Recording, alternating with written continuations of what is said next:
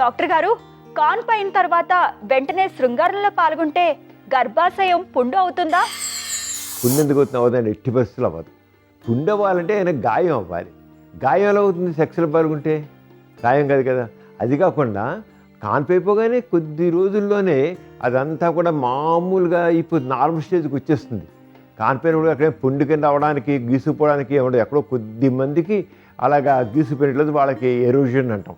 అంతేనా కాన్పోయిన వెంటనే సెక్స్లో పాల్గొన్నా ఏ విధంగా కూడా ఆ సర్విక్స్ దానికి కానీ లేదా గర్భాశయానికి కానీ ఏ రకమైన గాయం అవ్వదు, పుండు అవ్వడం అసలు ప్రశ్నే లేదు. అంతే మామూలుగా కాన్పోయిన 6 వారాల నుంచి ఎటువంటి భయం లేకుండా నిర్భయంగా సెక్స్లో పాల్గొచ్చు. గర్భిణీ కాన్పోయిన బాలింతరాలకి ఏ రకమైన నష్టం కలగదు, పుండు అవ్వడం ఉండదు. చూసారు కదండి ఇవాల్టి సుఖజీవనం కార్యక్రమం. మీకు కూడా లైంగిక సమస్యలు కానీ సంతానలేమి సమస్యలు ఏమైనా ఉంటే మీ సమస్యలను వాట్సాప్ ద్వారా పంపొచ్చు. 8008532087 అనే నెంబర్కి వాట్సాప్ చేయండి.